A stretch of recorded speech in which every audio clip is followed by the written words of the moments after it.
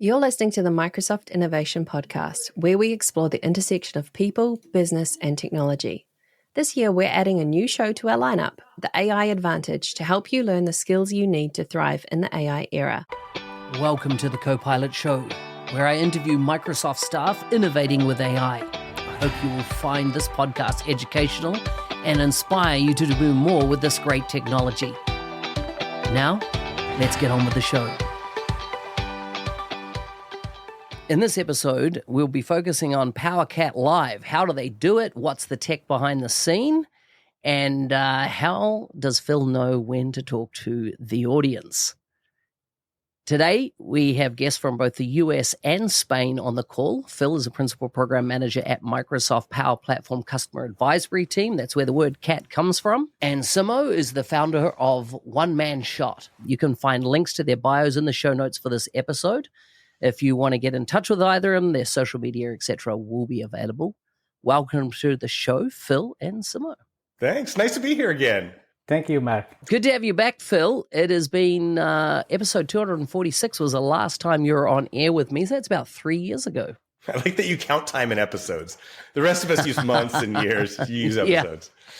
Yeah. Well, I'm at 600 and I'm in the 640s now. So it's been a wee while, 8 years of podcasting. Yeah. Wow. And now we're getting into video. Yeah, I was going to say podcast. Why can I see you so well if this is a podcast? So that's the thing. So if you're listening to this, you can go watch it over on YouTube on the NZ365 Guy channel, or you can stay listening here, or of course Spotify now has video, so you can watch it there on Spotify as well. So let's kick things off. Tell us, Phil, first of all, what was the thinking behind PowerCat Live? Yeah, PowerCat Live was the brainchild of Saurabh Pant, who's the top cat, we call him. He's the general manager that leads PowerCat. He was PowerCat number one. And basically the thinking was, PowerCat is doing all of this work with the top customers around the world. How do we get those learnings out broadly? And also we were having conversations like with the program managers on what they were building right now. Wouldn't we like to let other people listen in those conversations? That was the idea. I like it. And of course, you got a lot of Microsoft stuff. You did a lot of episodes. Now, I looked today, and it looks like 9 months ago was the last published episode with James Omnack from you. Which is that the case? Yeah. Simo also says, when is the next episode coming? More are coming. We've got, I think, 5 that we're editing right now. One we recorded yesterday. More are coming. Took a little hiatus working on a different project that Simo's hinting to with this T-shirt. Awesome. Okay, makes sense. Life gets busy. Now, one of the feedback I have, or some of the feedback I've heard from the community, is that they love the way your setup works. Right? They love the way there's times that you can talk to the camera or talk to the audience in your setup. Simo, of course, is the editor. We're going to get his view on things, but talk me through how your rig is set up, how your environment's set up. How did you work with Simo to get to where you are? How did you find Simo in the first place? Was it another Microsoft staff member that introduced you? So there are a lot of questions there. Yeah. And so you're describing the rig now. If you go back to look at PowerCat Live number 1, it's me looking off of a camera, the one on my laptop. It's very painful to watch. And then through a lot of practice, but then getting introduced to Simo, his brother Mehdi is one of the founding members of PowerCat. And Simo does a lot of other stuff for the team besides that. But really his role as producer on that helped make it what it is today, right? Like the idea of the side cam, which I don't have today because it's your audience, so I can't talk to them. But talking to the audience through that, the setup with the teleprompter and the digital SLR and the 3 lights and all that was all Simo, just making it better every time we recorded one. I like it. Simo, when you kind of work with a new customer like this, what are the kind of things that you like to get in place and get set up to start with? Like Phil, you mean? Yeah, like Phil. Yeah, like a raw piece of clay that's a little bit dried out that you really need to mold into something useful. No, I think Phil was ready for the show. I just came with some tips, just to have improved the lighting, improve the image quality, the way to record the video, to record like locally and don't just count on Riverside compression. And that's just my expertise on making video and bringing that to online video production. So that was the thing with Phil. So you just mentioned Riverside. And so Riverside is the software that I've used for the last 3 years for recording. How long have you guys been using Riverside to do the recording of your sessions, as in part of the recording of your sessions? A couple of years? Probably about 2 years. Yeah. So we were the first user of Riverside, I guess. They used to reach out to us.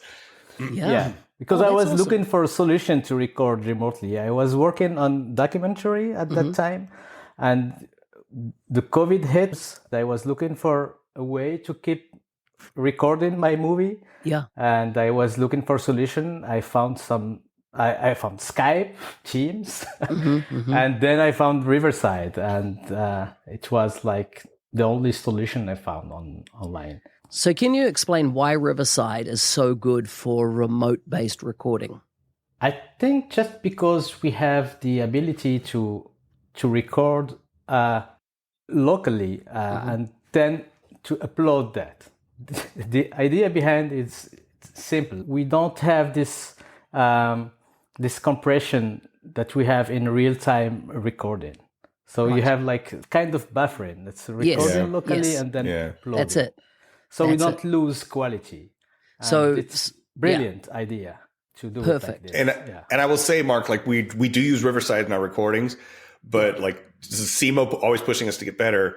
We're also recording locally on the camera, the same one that's feeding Riverside. This mic is recording Riverside. I've got one here that is recording to the camera, or like everything is in duplicate. So if something fails, we still get that video out the other. Awesome. So you're all taking multiple audio copies of your conversation, and you're also taking multiple camera copies. And so I just want to explain a few things here to the audiences and how they think about their setup.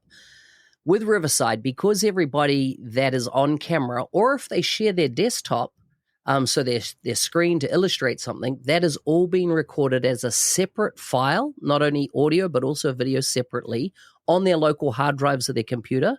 And then, as Simo said, it gets buffered up to the server in the next 45 to 60 seconds. So what it means is that if the internet stretches you, if latency enters your connection at that time, you don't lose that high quality, high definition video because it's so saved to your local disk. It's sitting in cache of your browser, and then it gets uploaded to the server. So the key thing, the only gotcha in that process, is that you cannot close Riverside until the upload is finished. Now, that's for using Riverside, but just note here there's a second layer that Phil and Simo have talked about here. They're recording direct to SD cards on their camera for the cameras that they have. And I take it, Simo, you just get those uploaded after the show, and then you can see what the recording looked like altogether from what Riverside gave you, but you also have access to their high quality footage. Yeah, and we can also do that without Riverside. I mean, we can use Teams and use smartphones. It's okay, it works. But for the voice, for both. I mean, also for video, we can just drive people how to correctly frame, to correctly light, and then record on their smartphone, and we can talk on Teams. But Riverside resolved this question. So we have one platform and everything inside. So I like it. We can keep using our devices and record locally, and we also have this nice platform to easy to use for our guests and for producing. Nice. Phil. And you mentioned screen sharing. Simo has us do something similar for demos. Like we will share them in Riverside, but we'll usually go back and have them do a 4K recording, and that way Simo can zoom in on it and highlight things and really make it more interactive than just a static demo where something's happening only in the corner of the screen. Yeah. Nice, because it's interesting that just last week Riverside made an update to their platform, and now all screen recording is in high definition and stored locally. So new feature. One thing I'm impressed with Riverside, they're one of those platforms because they've been built in the modern SaaS era. the amount of times people go, oh, this is like a go-to meeting, or no, it's not. It's a totally different technology play here. But what I like about Riverside is they keep adding new features. Just got an email this morning with 5 new things that they've added, over the break. And they are amazing things, like the transcription quality that comes out, the ability to edit via, if I make a mistake, let's say I said, hey, Phil was born in 1963, which he was, so it's not a mistake, but let's say he was born maybe a bit more recently, and I made that mistake on air, I don't have to re-record it. I can just go and edit that item of text in the transcript, and it will, using my voice, it will actually use the correct, the fact that he was born at about 1990, it will actually overlay that, and you as an audience would have no idea that edit was made and that correction was made after the fact. So incredibly powerful from a post-production editing point of view.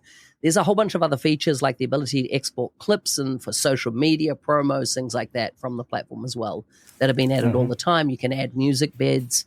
I'm just experimenting with that now because I usually have my third-party post-production team do all that type of stuff for me, and I'm wondering how much more of post can actually be done directly in the platform.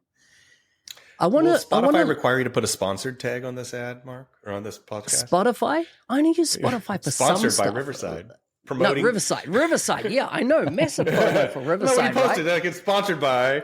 Yeah, sponsored by Riverside. No sponsorship. I pay all my fees for using Riverside.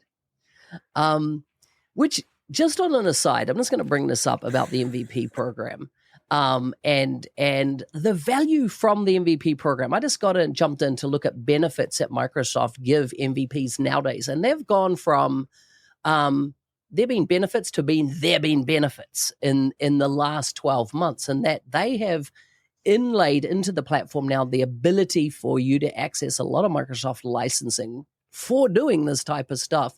Not with Riverside, I'm not talking about that, but I'm just saying there's a lot of value that Microsoft is building now as part of the MVP program, giving back to MVPs, which I think is absolutely epic. I'm not coming up for MVP renewal, so I'm not trying to do anything. I'm just saying it is massively beneficial in what you can get. The reason I particularly notice it is that I'm listed as a Power Platform MVP, and of course I've been a Dynamics MVP all my life because I started with MS CRM 1.2. This is back in 2003, so we're talking 21 years ago. But I'm no longer a Dynamics MVP. I'm only a Power Platform MVP because I saw the light, but I went to go, I should actually jump into Dynamics sales and do something. And I'm like, I can't claim that because I'm no longer a Dynamics MVP. So it is a bit funny. I digress. Tell us about Phil, one of the things you do is talk to your audience as part of your show. And I want to bring up the nuance of the mobile phone. Simo, you touched on it before. Tell us about how that works. Yeah, so we're using Riverside, as you mentioned. I'll usually have a phone sitting here. This was Simo's idea. Yeah, off to my right. And Simo's like, talk to the audience. Like, I'm usually talking one-to-one to the guest. Yeah. Let the audience know or react or give a reaction shot. I think it's been very effective. I think it's a very unique thing. It was really difficult at first to remember that there's this camera over here and, thousands of people here that I should be talking to. And now it's very natural. And now I do it almost instinctively, even when it's not there, like it's not right now. I'm waving at it. But yeah, that was just another example of Simo, like, let's try this. Let's push this a little bit more. And I think it also gives more editing flexibility too. So I think it's really a win-win. Yeah, sure. Yeah. Simo, what are your thoughts? When we have a show like this, we cannot just stay on one shot, one side by side for 8 minutes or 10 minutes. It can be boring. So editing needs more dynamic stuff. We need like to switch between angles, to add more graphics, just to keep the audience connected to the show. So that was one idea, to have this side cam. And also to bring more graphics, more, I don't know what we need to have. So sometimes Phil asked me to add like a background with some visual effects. This is the thing. We need just to bring more content to the video. And we can see it in YouTube telemetry. YouTube gives you all across the timeline, you can see where people are coming in, where they're rewinding to. And we see that when there's a frame change, or especially when there's some software on the screen, people will jump to that. And so one of our goals when we're designing the episode is to get the demo as early as possible. I tell people, like, if I ask you what your feature is and your answer is, let me just show it to you, that's the right answer, right? Because that gets people engaged right in that first 30 seconds, which are key. Dynamics Minds is one event you don't want to miss. Microsoft product managers and industry leaders from all over the world converge in Slovenia to explore the latest in Dynamics 365, the Power Platform, and Copilot.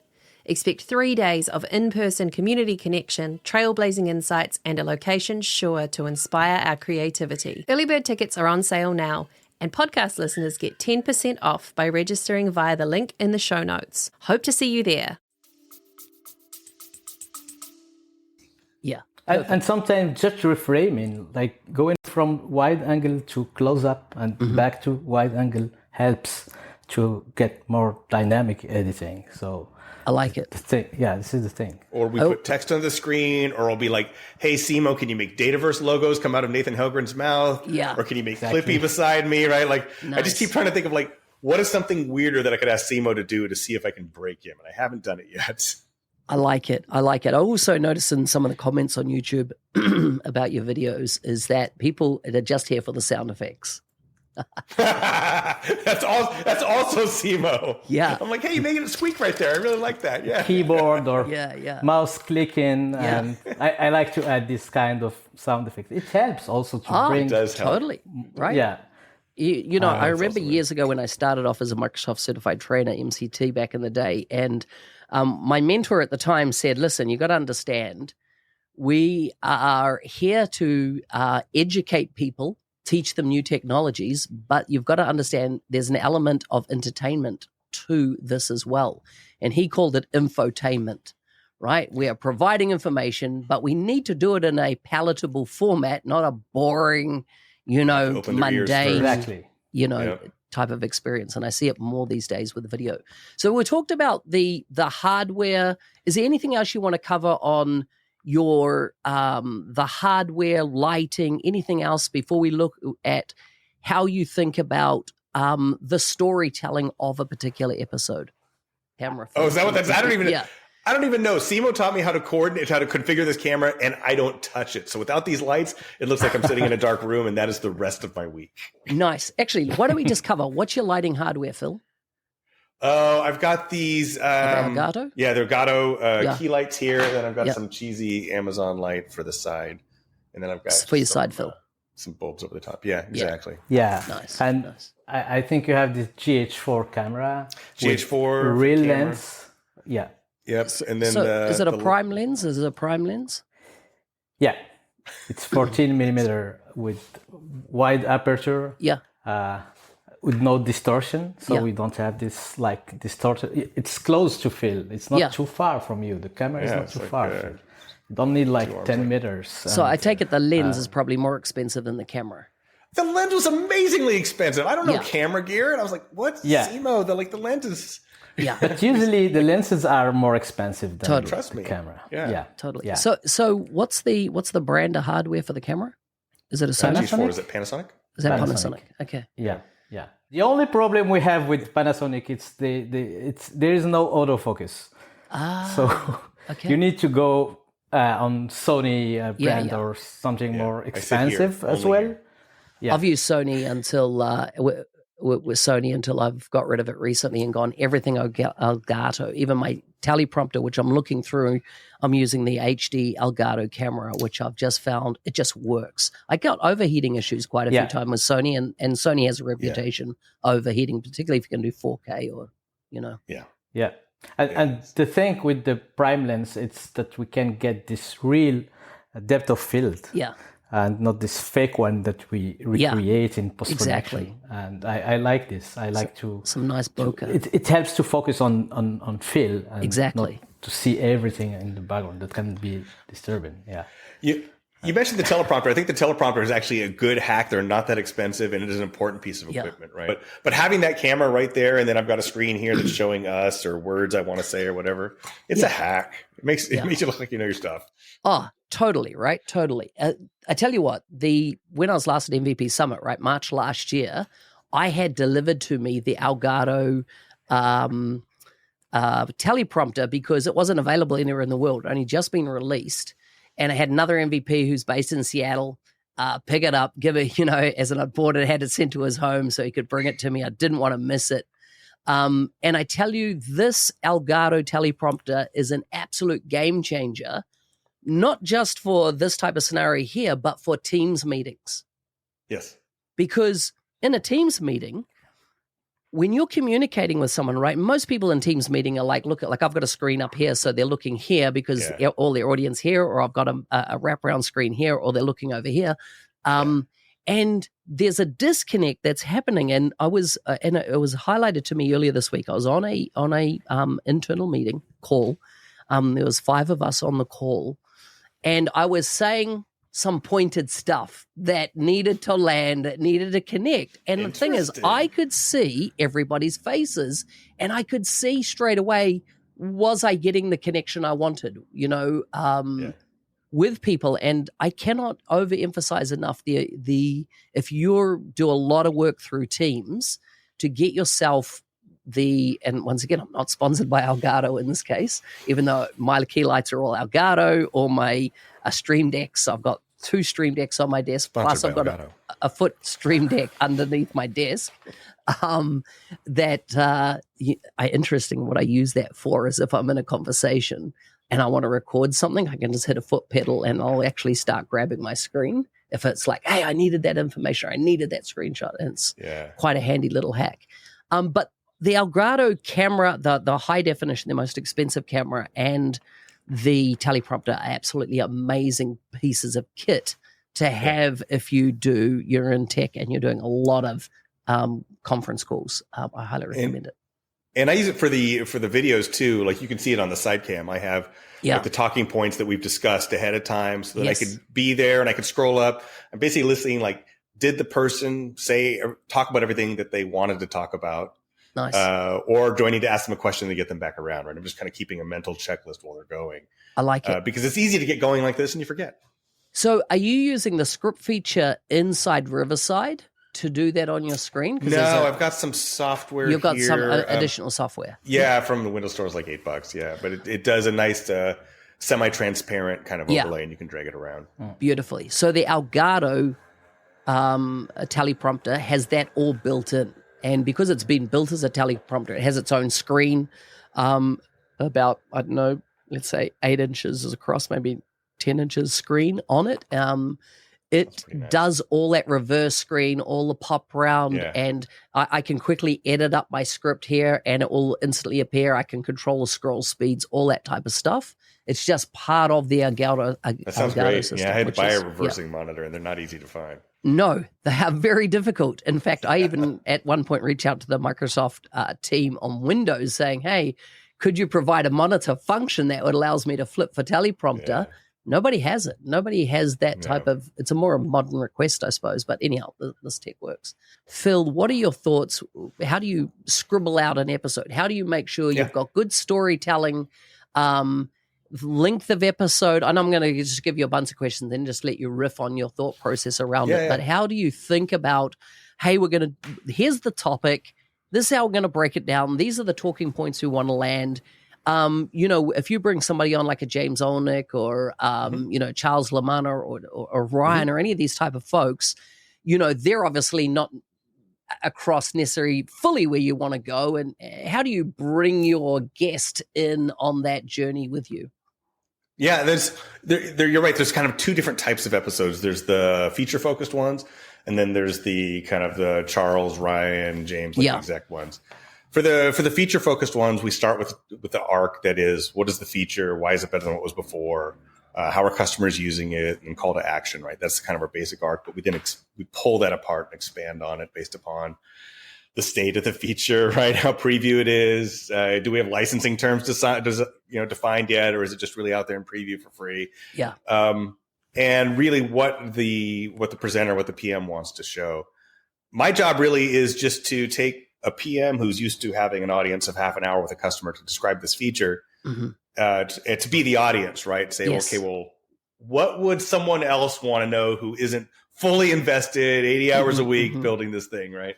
And then try to bring in some of those sort of things and to be the customer, right? Like frequently I'll be like, I'm going to ask you this question, correct me so that we can raise this point, right? Just try to really kind of shape that conversation at a high level. Yeah.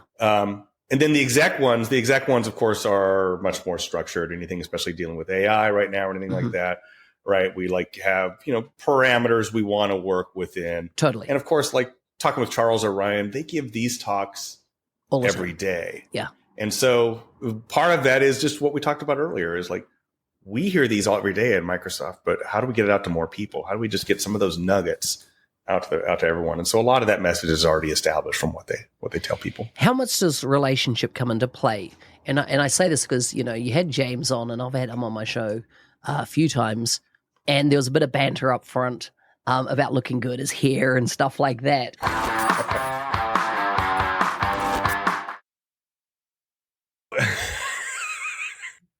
Sorry, I need a haircut. It's stuff like that makes, I feel, these type of things personal. It makes it feel like this is not a hyper-scripted marketing message. We're keeping it real. We're humans here. We're having a conversation. There's kind of that warmth in the communication. I appreciate that. Yeah, no, we work really hard at that. And I mean, we do that for a couple of reasons, not with James, because James is really comfortable, but sometimes we get people who are not used to being on camera. And so we'll do a lot of that banter, or I'll make a mistake or something just to get them a little more comfortable, right? Yeah. And it always gets some gems that we can stick in as well. But also, I mean, these folks, this product team, you've met them. They're really good people. They're very smart people. And so it's just a good chance to sit down and talk about something that we're all passionate about, right? Those moments are genuine. Yeah. Tell me about length of episode and how you think about that, and I'm talking about what comes out in the final cut, and then what went in to get, like, was it 2 hours to get 20 minutes? Like, what are your thoughts? So in our telemetry, in our YouTube stats, we see a clear break at 10 minutes. Like if we look at percentage watch time, we get decreasing returns after 10 minutes. So I used to target 10 minutes. Now I'm targeting 8 or less. Yeah. The idea is it's a movie trailer for a feature. You learn enough to know if it's relevant to you, and you get someplace to go to more, right? So we often cut out a lot of what the PMs will say because it's not just that nugget, right? Just give me enough to move forward with it. Well, yesterday we recorded, I think, 20 minutes for, this 6 to 8 minutes. Yep. The most we recorded is probably a couple hours to try to cut down. But it depends. And we'll sometimes do second takes on a question or something, give someone another run at it, or if we didn't catch something exactly right. So when you do these, Simo, are you always on the live record? Are you in the producer type mode and going, hey, I need you, let's take that again? Well, I can answer part of that. So Simo is on the line always to make sure that we're everything sounds right. Yep. Everything looks good. Simo, what else do you do to make sure that you get good material to actually make a video? You've got people doing voice memo recordings on their phone. Yeah, I try to get backup. Okay. Always looking for backup for audio, mainly for audio, because we can have bad video quality, but if we have a good audio, we can keep the audience connected. I cannot listen to 1 hour of video with bad audio. I leave after 2 minutes. You're a purist. So, I love it. The only thing we do before recording, once Phil send invitation for recording session, I try to reach the guest for a quick technical check. It takes like 10-15 minutes. Yeah. And we do that like days before the recording. Yeah. And it really helps, because sometimes we need just to like change the computer position to have more lighting coming in front of you. Try to have eye contact with the camera, And yeah, that helps a lot to be ready for the recording. Yeah, I like it. To the part of your question about content, Mark, that's what I'm listening for. Like, hey, you said this thing that isn't quite right or that people misunderstood. Would you please go back and do it again? Right. So okay. So you're listening for that angle. Yeah. Occasionally we'll have other parties listening in to kind of make sure that we stay on the fast and narrow, depending on the sensitivity of the topic. Yeah. And you know, I was saying before, I've been podcasting now for 8 years, and for that entire 8 years, I am often interviewing Microsoft staff, and I've been waiting for my legal check, you know, on something's been said that shouldn't have been said, and it's crazy. In the 8 years, we have never leaked a NDA thing, or otherwise. I've only once had a Microsoft staff. So what used to happen, James Phillips and Charles Lamanna as well, when I've had him on the show, is said, we will record something that is under NDA, but on the agreement doesn't get published to a certain date till it's publicly we'll announced, often embargo right? things, yeah. And I've had only one scenario in that 8 years where a product feature that we discussed on the show before going live got axed. And so that was the only time I've had to go back and let's take that out, because preview means preview. That won't exist. I mean, it wasn't even a public in preview at all. Like, it was a feature that just never ever made the cutting table. So I never got past it. And so carry on. I was going to say, I will say that we also will do things that get embargoed for an event or something like that. That we did a video with Clay on Copilot. That was embargoed for a certain release day. We did that in under 48 hours, recording and editing. Yeah. And I was at an event during the day, so it was at night for me, and it was the middle of the night for Simo. It was crazy. A little bit of a slog, but we made the deadline. Yeah. And so that's a crazy thing. Even as we're in this world of AI now, Microsoft have whole groups of teams always monitoring, like, you know, I suppose it's even harder to release features because they've got to go before the council, before the board, for, is this going to be approved to release? Is it, you know, is there risk profiling, et cetera, with it? Does that mean that a lot of stuff more recently is not making the cut at all because you're like, that's not going to happen? Not from what I've seen, and I wouldn't have full visibility into that, but like, there is a really rigid responsible AI process, which would actually be a great topic for an episode. And I think I did a video that we covered some of the responsible AI as well. But like, every feature goes through that. And so by the time they're getting close to where they're becoming a real feature, they have gone through that process. Yeah. You know, and for, you know, transparency and bias and hallucinations and all that sort of stuff. I like it. One of the things I was going to say before, Simo, you talk about backup on audio. Based on the court case that was settled last week with Apple, apparently you can just contact Apple for their recording everything all the time on your iPhone. Which came as quite a shock to me, right? Because it's kind of like, I've always trusted Microsoft and Apple, as in to look after one's data. Now Microsoft is the only one I trust. They're the only one that I haven't seen drop the ball and sell to advertisers. They really record what's going on. Everything. Yeah, everything they've been recording. Seems like it could have been so much easier. Yeah. They've just settled a $96 million court case on it, because it's come out that but they didn't, and they've been selling it to advertisers, which is my biggest rub. If they were just using it for telemetry, so much. How many times did I blame Facebook for advertising to me about something we discussed? And it probably wasn't Facebook. It probably was, but it probably wasn't.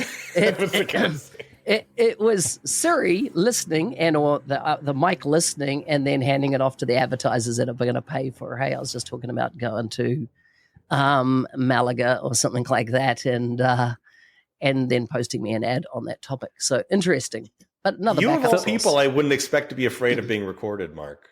Here's the thing, kind of right? Taken stride. I've been saying this a lot lately. In the Western world, we have this unfounded concept of privacy, that we think we have privacy. And it's probably not as the world's not as private as what we think we have, or that privacy is not there. I do suspect that. Tell me. So next time we just have to call Apple for backup. Yeah, that's what I was thinking. Yeah. Could have been so easy. That's it. Might cost you a couple of mil to get somebody to look at it and find your backup, but yeah. And it's there. As we move on, tell us about how much planning, Phil, goes into an episode for you. Is it just a quick, you note down some thoughts in OneNote, or Loop these days, and to get your ideas together? I do a 30-minute prep call, except for the execs. The execs are a little different. Yep. Like, Charles and Ryan and all that. But we do a 30-minute prep call, go over that arc we talked about earlier. What does it do? Has it different than before? Talk about what do you want to see on screen? What do you want the call to action to be? What are the things we should talk about? What are the things we can't talk about? Yep. To a public and non-NDA audience. Yes. Right? Like given the scope, because we have to kind of reset people.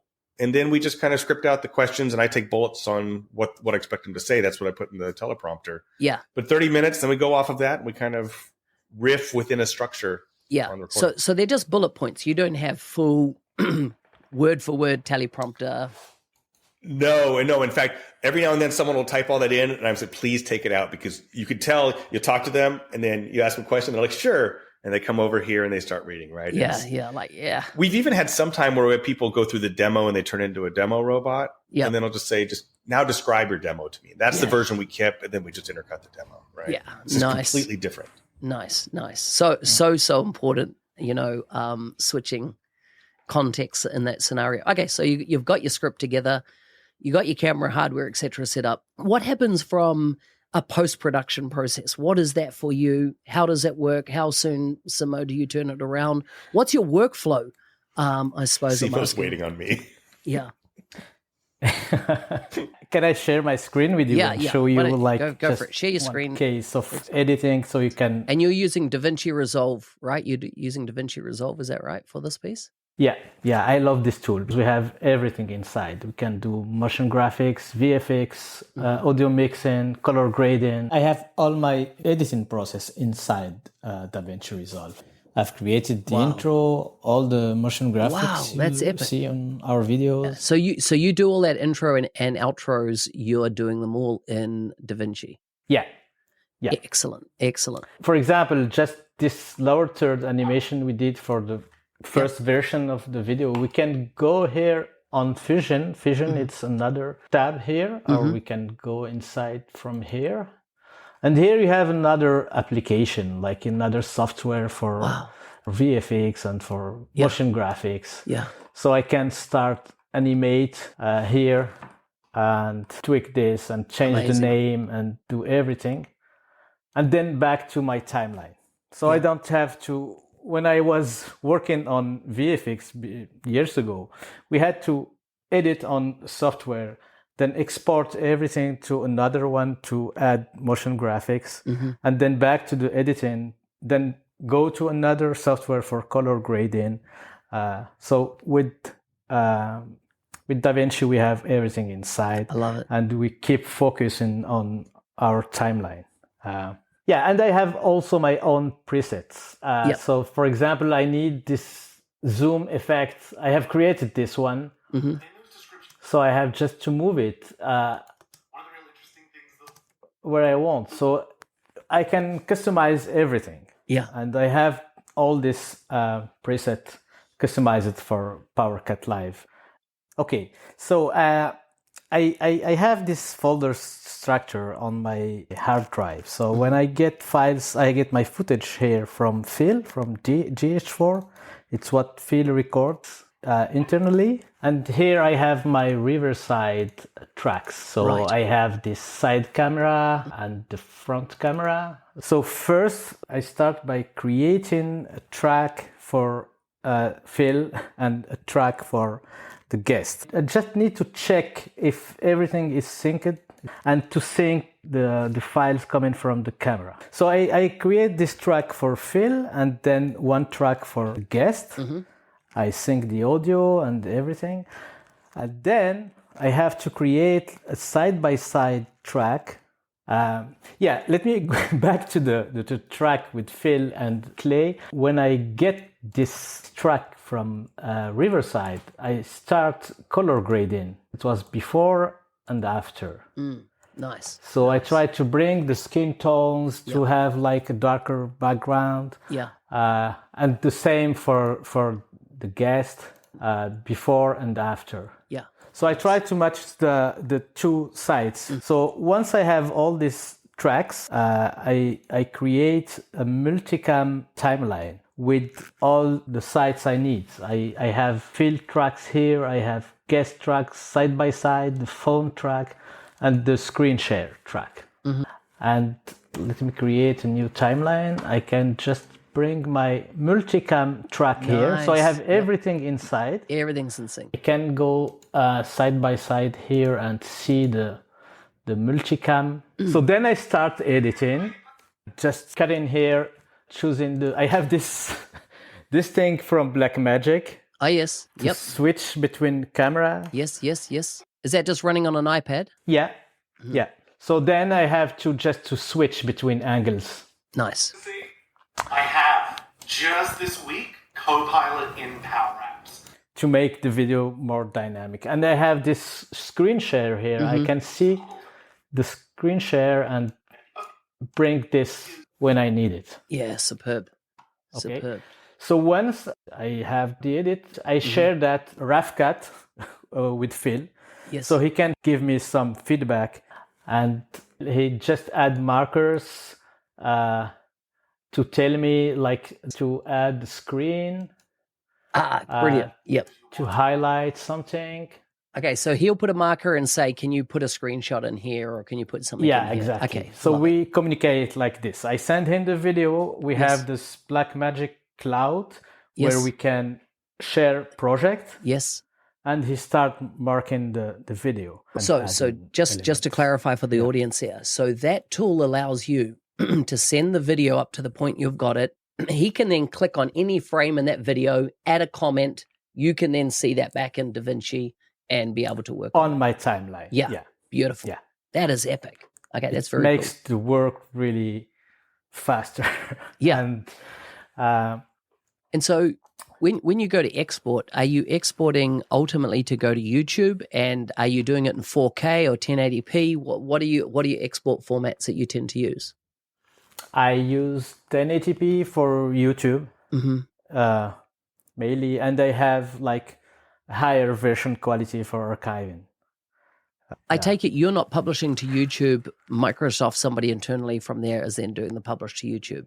Phil is in charge of publishing from Microsoft. So you just give him you give him the raw footage, right? And then you give him the production, the produced footage, and then exactly. Yes. The produced footage, and I also have to create the thumbnail for the video. Okay. So you do the thumbnail. That's good that you added that little nuance. Now the other thing is does DaVinci Resolve do the SRT file for you? Right now, yeah, it's possible. Pretty flexible. You can generate subtitles from a timeline from the audio. Yeah. Well, this has been an amazing episode. I really appreciate it. I think we've covered the process. We can see that you make Phil look absolutely amazing.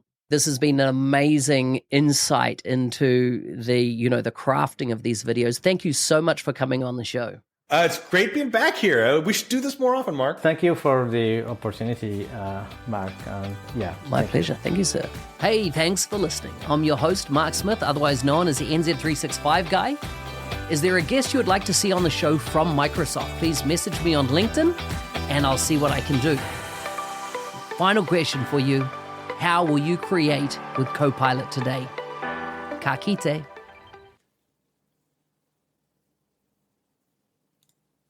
Are you ready to accelerate your career in the Microsoft ecosystem? The 90-Day Mentoring Challenge, created by Mark Smith, is your opportunity to create a personalized pathway to success. Join over 1,200 alumni from more than 70 countries who have achieved remarkable results, from promotions to new job opportunities. Take it from Nathan, who said, since completing the 90-Day Mentoring Challenge, I've become an MVP in business applications and doubled my income. Or from Parvez, who shares, I've never felt as inspired or energized about my career as I do now. Sign up at arcor.nz365guy.com. You can find the link in the show notes. And if you use the code podcast, you'll get 10% off.